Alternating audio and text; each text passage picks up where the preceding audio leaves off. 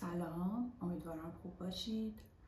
امروز هم میخوایم در مورد رابطه با هم صحبت کنیم و اختصاصاً در مورد فانتزی ذهن‌خوانی در رابطه. حالا ببینیم اصلا این فانتزی چی هست و مکانیسم اثرش و چیزهایی که پشتش پنهان هستن چی هستن. بعضی از ماها درگیر این فانتزی هستیم که پارتنر من باید بتونه نیازها و خواسته های من رو بدون حدس بزنه، تشخیص بده و برآورده کنه. بدون اینکه نیاز باشه من اونها رو ابراز کنم و به زبون بیارم.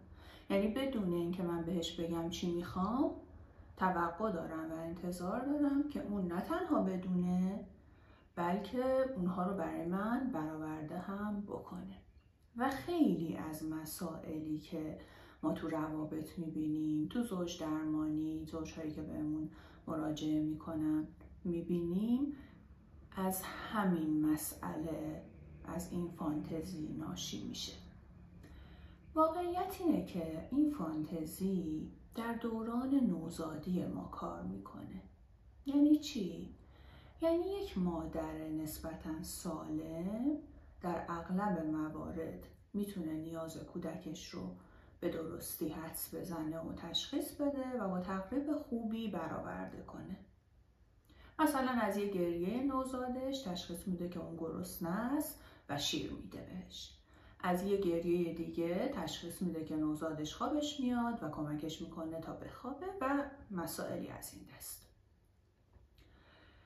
ببینید خیلی خوبه که ما یه پارتنری داشته باشیم که بتونه من رو بفهمه، بتونه من رو درک کنه، بتونه نیازم رو تشخیص بده و اونها رو برآورده کنه. ولی واقعیت اینه که همیشه این شکلی نیست و همیشه این شکلی اتفاق نمیفته.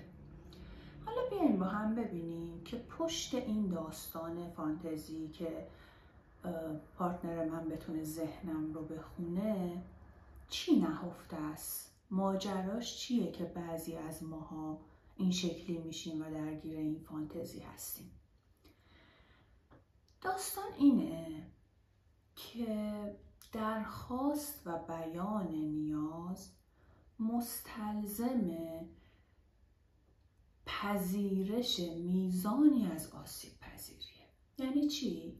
یعنی نه تنها من باید نیازم رو بیان کنم، نه تنها باید درخواستی داشته باشم، بلکه باید خودم رو در معرض احتمال نشنیدن، مورد مخالفت قرار گرفتن، طرد شدن، انکار شدن، مورد انتقاد قرار گرفتن هم قرار بدم که همه اینا میتونن برای آدم موقعیت ترسناک و ناایمنی رو به وجود بیارن.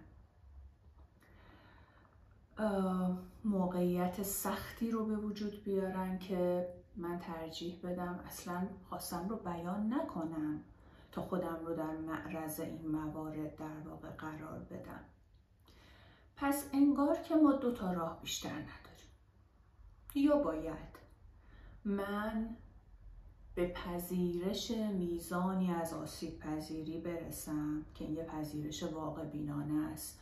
یعنی بپذیرم که من اگر خواسته و نیازی دارم و بیانش میکنم ممکنه مخالفت بشنوم، ممکنه رفتاری ببینم که خوشایندم نباشه و بهم بر بخوره و مسائلی از این دست. یا اینکه اصلا از خیر ماجرا بگذرم و در واقع خواسته و نیازم رو بیان نکنم. خب طبیعیه که در حالت دوم احتمال اینکه خواسته و نیاز من برآورده بشم به شدت پایین میاد.